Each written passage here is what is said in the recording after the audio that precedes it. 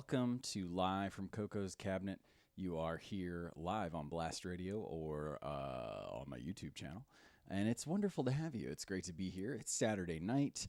It is February, very nearly the end of February, which is kind of hard to believe, but you know, we had Valentine's Day go by in a flash, and here we are working our way into the 20s of February, and then, you know, it's March, and then it's April, and then it's May, and in my mind, as you know, if you're a longtime listener or subscriber, I am a high school English teacher, so I kind of live my life by the schedule, when the next break is, I guess. So, in my mind, we're getting through February, and then we're making our way to spring break in March, and then we've got prom and everything in April, and then we've got graduation in May, and then it's summer break. Somehow we made it, Somehow we made it. So yeah, welcome everybody. It's been a fun day so far. I've been just kind of hanging out, enjoying a day off. I got a 3-day weekend this weekend with President's Day, so been enjoying being able to truly relax on a Saturday. You know, that 3-day weekend feeling, which is a very special feeling. So we're ready let's dive in. Let's kick off our show with our first segment of the night. Let us look backward in memory over the span of less than 40 years to man's first feeble but successful attempts to fly. Let us never forget the faith and courage of those early pioneers. For their achievements freed man forever from the bonds that held him earthbound. That's right, folks. We have come breaking news from around the web. And this week, it's been kind of a big week for weird independent horror, and not just that, but micro-budget horror. Micro-budget horror really having a moment right now. I would say, at least as far as I'm concerned, kind of sparked by the catalyst that was Terrifier 2. That was, of course, success in a way that I don't think anybody expected. I've talked about it on the show before, where it was kind of became a lightning rod for the horror community. We all really kind of showed out for that one in a positive way.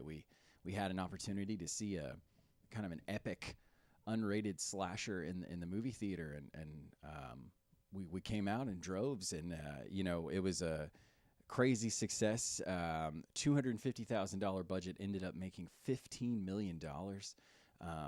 Just a wild success, and really was I think a terrific movie. I know I've talked about before. I think I'll do some more defending of that film in the future in longer form and more kind of an analytically minded approach. But so the Terrifier 2 model is kind of the new wave, and certainly the hope that it will be as successful as something like Terrifier 2. So this week was sort of included two examples of that, and kind of from what I can tell, two examples from maybe two sides of the fence on this whole situation. So the first of those is the Winnie the Pooh Blood and Honey movie.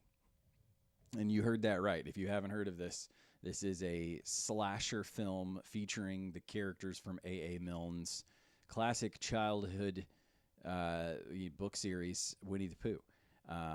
And so last year, Winnie the Pooh entered the public domain. This is the original Winnie the Pooh, not the Disney version. Entered public domain, and British filmmaker Rhys Frake Waterfield took the opportunity to make a slasher film in 8 days, and then the trailer for this slasher film went viral. It was purchased by a bigger production company, and they kind of gave him some more money to do a few more reshoots to kind of add to what he had.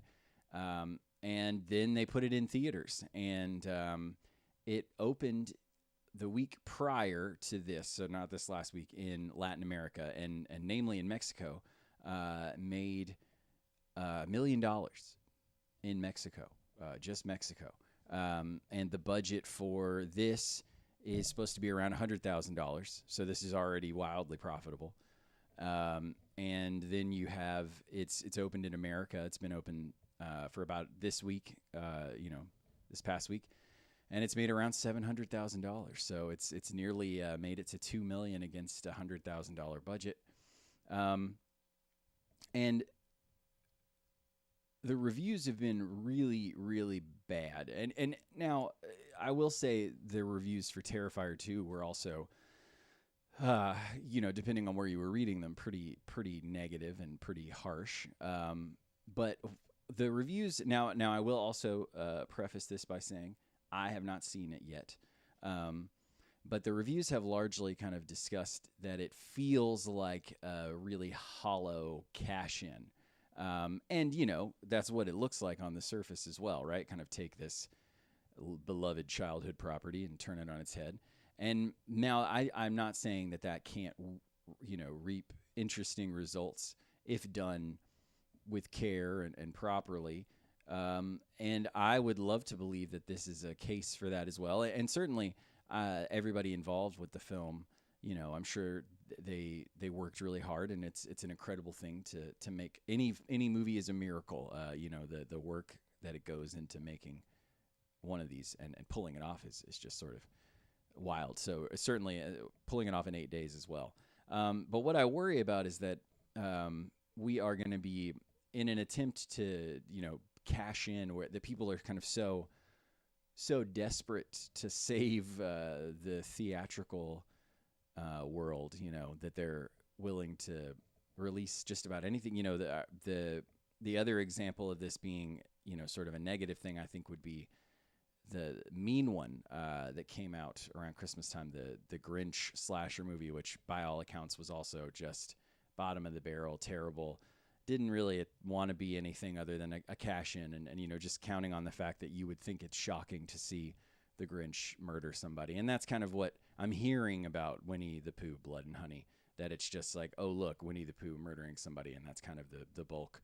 But I also heard some kind of unfortunate things about, all of the victims are, like, all of them are women, scantily clad women, and not in like a winky, like, hey, this is an old slasher trope way, but sort of like in a, I don't know, regressive way. But again, I'm saying a lot of this purely based on reading things online, and I don't like to make a final opinion, of course, without seeing the film. So I'll withhold my final judgment on that. But it does make me worry that this could be a trend with, production companies just throwing money at anything that could possibly have that Terrifier 2 success, But on the other hand, in that same vein, this week also saw the theatrical release this past week of the found footage horror film Outwaters, which looks to be a real attempt at kind of doing something new with the found footage subgenre, and is also getting really incredible reviews, and appears to be a very visceral experience. I was disappointed, unfortunately, did not play anywhere near me theatrically. I just sort of counted on it being played here, because we did get Winnie the Pooh, Blood and Honey, we did get Terrifier 2, but then not Outwaters. So I was a little disappointed that I didn't get to see it theatrically. But yesterday, it did premiere digitally on Screambox, which is quickly becoming a very interesting streaming platform for horror. Very well curated, thoughtfully curated films, and a lot of exclusives and cool things, like Freddy's Nightmares, the old TV show, stuff like that, stuff that you can't always get elsewhere. So definitely want to check that out soon. Getting great reviews. I do not have any of the box office numbers, but the budget for the film was allegedly only $15,000. So you've got to imagine it probably made at least that in its limited theatrical release. And it's getting great reviews. So either way, it's been another good week for horror. It's a good time for horror. A lot of good stuff going on in the world. And, if we get a few Winnie the Pooh, Blood and Honeys, you got to think that if these producers are throwing money at people. Yes, they're for every Winnie the Pooh, Blood and Honey, maybe we'll get just as many Outwaters. So we'll just keep our fingers crossed for that.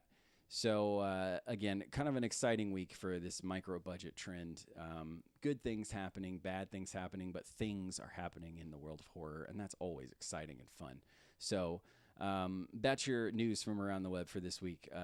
All around, just a good time to be a horror fan, an exciting time to be a fan of this wild and weird genre. But let's move on to our next segment here, where we visit the shelf. And there are often tales on that shelf. And I believe that is what this segment is entitled. Now it's time for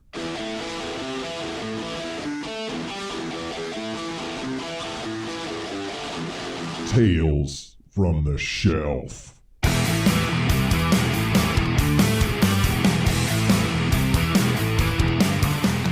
right, folks. It is time for Tales from the Shelf. This week, Tales from the Shelf, I am highlighting something that I recently acquired during Full Moon's semi-frequent annual quarterly. I have no idea how often they do it. They have, half-off sale. Pretty often, actually, on their website through Full Moon Direct.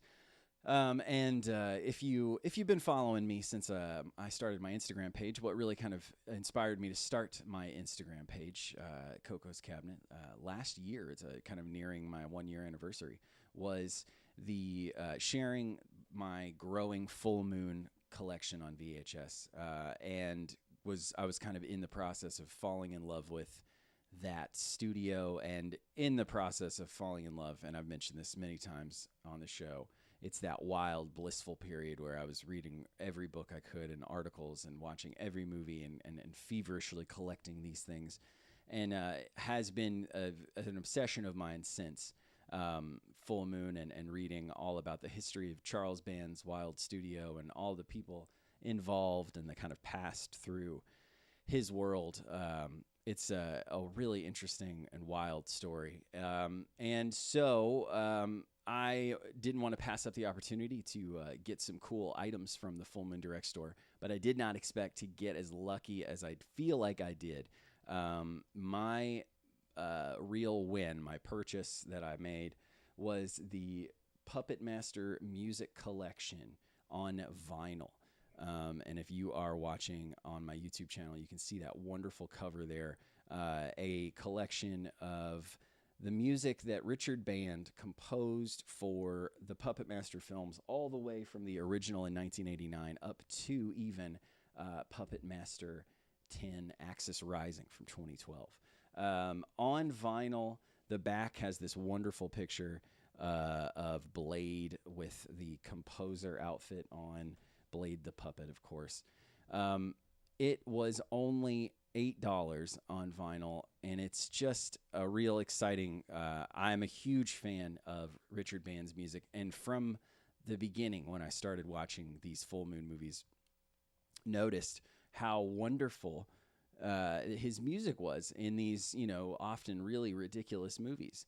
And I kind of, from the get-go, really appreciated his music. And as I learned more and more about Richard Band and Charles Band and their whole story, it really just really became an additional obsession of mine. So what I did tonight, just to kind of do something special this evening, for tonight's Tales from the Shelf, I have actually prepared a little segment about Richard Band. I did some, this is kind of what I liked to do. I've had a show previous to this dedicated to the Twilight Zone, where I did these sort of almost like podcast essays over each episode. And I kind of feel like this is a little mini podcast essay about Richard Band and his contribution to Full Moon and the world of cult movies. So tonight's Tales from the Shelf, inspired by my recent acquisition of the Puppet Master the Music Collection on vinyl, featuring music by Richard Band. Please enjoy this little mini podcast essay segment about Richard Band and his incredible music.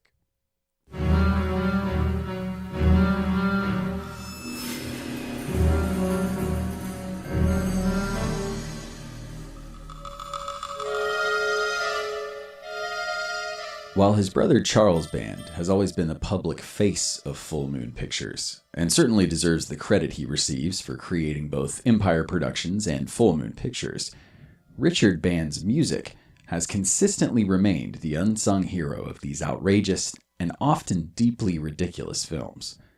Without fail, Band's haunting compositions elevated the on-screen schlock into something more. Something dangerously close to the profound. Who would have thought that a movie about cursed puppets could inspire a beautiful theme like this?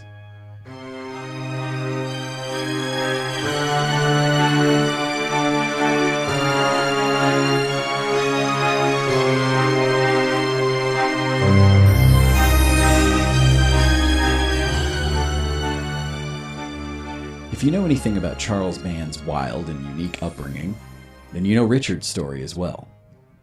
Their filmmaker father, Albert Band, moved the boys to Italy when Richard was 7 and Charles was 9. They spent their formative years enmeshed in the filmmaking world and the artistic counterculture scene that was all the rage in 1960s Italy. Although the filmmaking bug bit his brother Charles early, Richard was always drawn more to the world of music. In fact, he was a member of several successful rock groups that toured across Europe. When the decision was made to move the family back to the United States in the early 70s, Richard was extremely torn. His band had just been offered the chance to open for the Rolling Stones at an arena in Rome. Ultimately, Richard decided to join his family and return to America to try and make it in the music business in his new home, Los Angeles.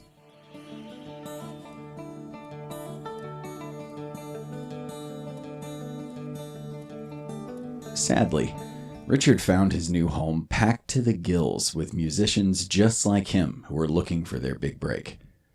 Discouraged, Richard started working more with his brother Charles, first as an assistant director, but eventually in the role that would prove to be his calling, composer. Richard went to music school to receive formal training and ended up befriending Joel Goldsmith, son of legendary film composer Jerry Goldsmith, who presented him with his first music score opportunity.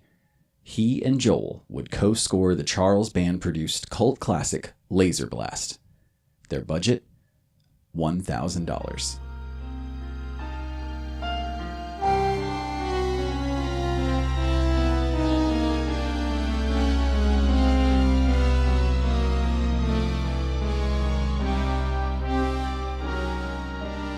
Utilizing only 2 Yamaha CS80 synthesizers and stolen studio time, the two managed to put together a memorable score.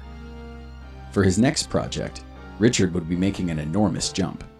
Instead of 2 synths, Richard would be working with the London Philharmonic Orchestra, crafting the score for 1980's The Day Time Ended.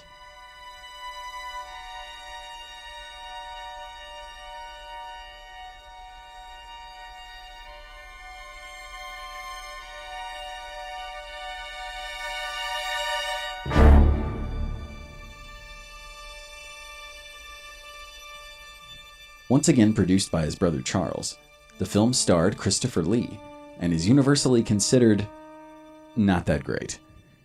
Despite the low quality of the film, Richard's score for the film is stellar and provides the first example of how his music could elevate the sometimes questionable quality of his brother's films.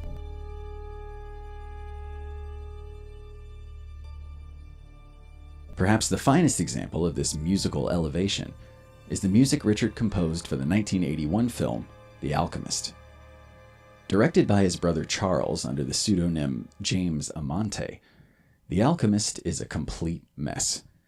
It was universally panned upon its release and sadly doesn't have that wonderful so bad it's good charm that often saved the worst of Charles Band's output. Despite the atrocious quality of what we see on the screen, what we hear is, in a word, sublime.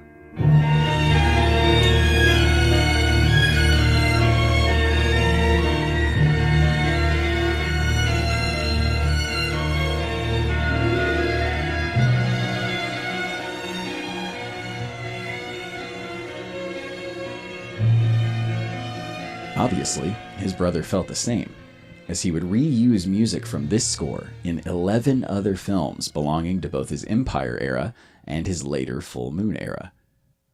Creatively speaking, the years 1981 to 1984 represent a high point for Richard Band.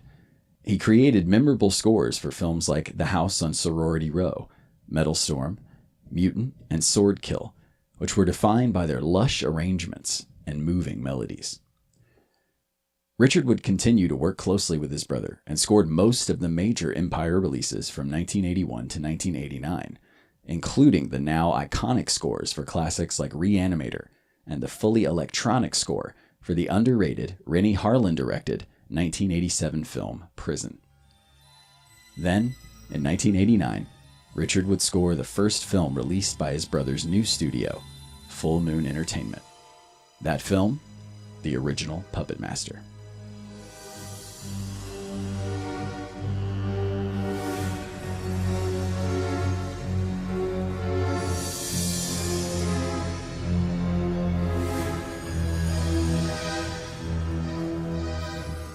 Like the score for The Alchemist, Richard's brother Charles would reuse cues from this score in all the subsequent Puppet Master films, ensuring that viewers would always link Andre Toulon's puppets with Richard's music. Puppet Master became Full Moon's flagship franchise, and Richard Band became the studio's go-to composer. He would provide music for more than 30 films under the Full Moon banner, and continues to work in both film and television.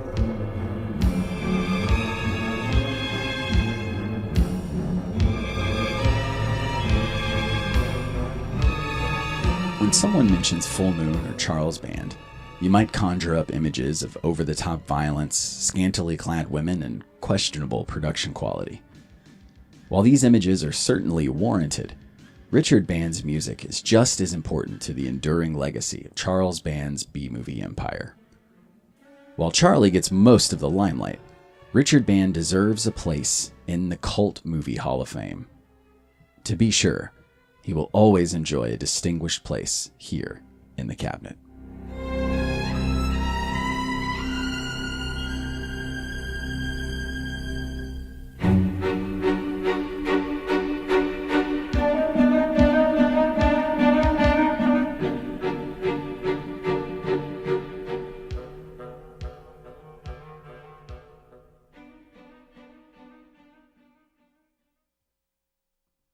That was tonight's Tales from the Shelf with a little podcasty essay-style segment I produced earlier today on the inimitable Richard Band and his wonderful musical contributions to the world of cult cinema.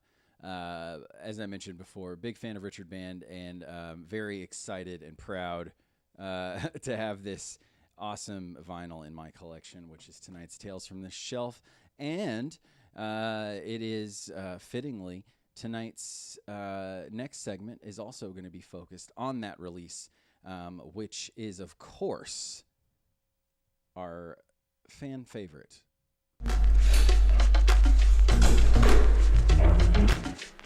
Found Sounds.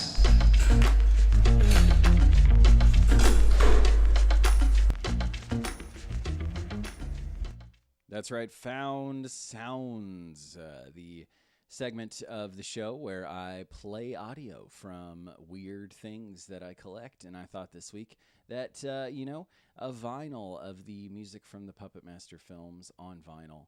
I think I said a vinyl on vinyl.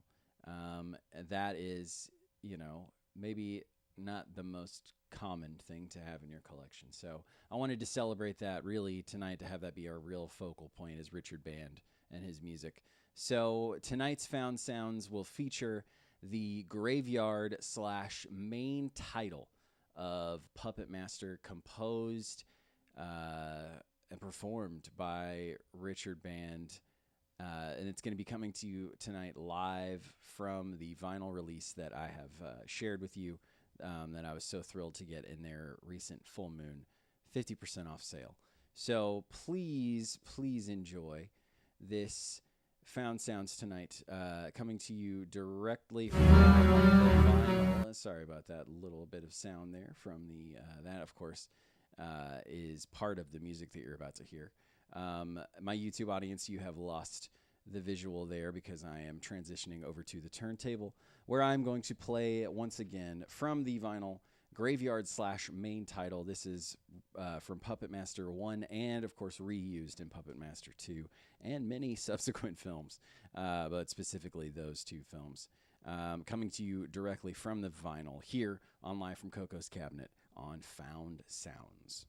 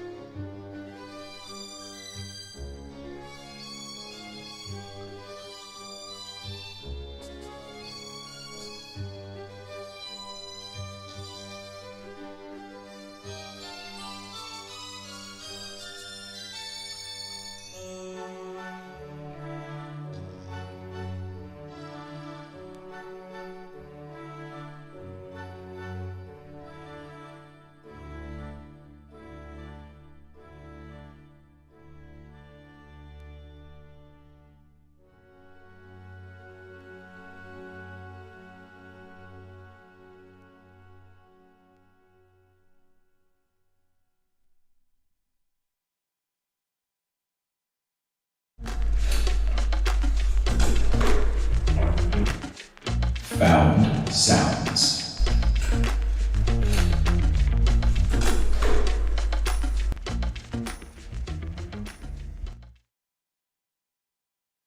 That was Found Sounds featuring the cemetery slash main title from Puppet Master and, of course, Puppet Master 2 and many others. Composed, performed, all written, everything by Richard Band.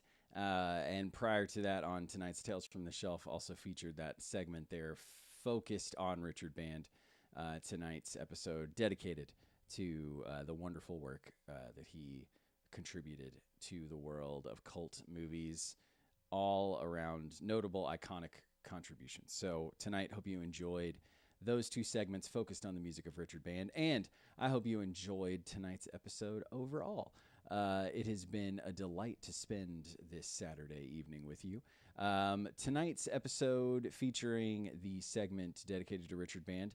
The information found within that segment was pulled from the resources like Confessions of a Puppet Master, written by Charles Band himself, and also the two indispensable books if you're interested in those studios.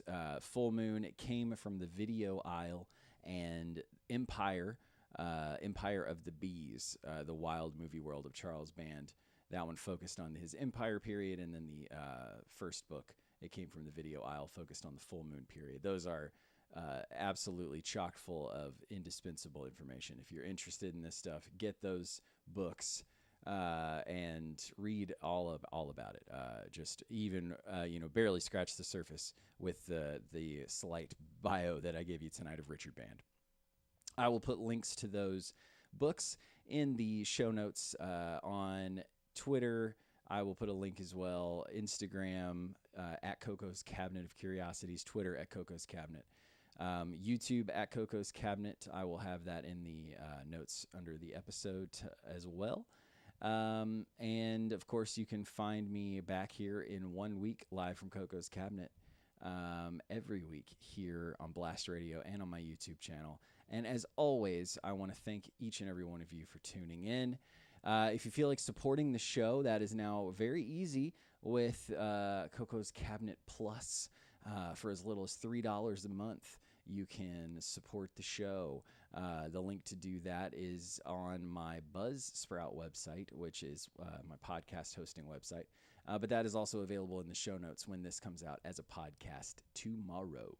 So if you feel like you want to spend $3, it'll go right back into the show, buying more equipment and fun things to feature on the show in the Found Sounds and Tales from the Shelf segments. So if that's something you want to do, that is available to you as an option. But thank you all so much for tuning in on YouTube or listening on Blast Radio. And I will see all of you, and I will speak to all of you next week here on Live from Coco's Cabinet.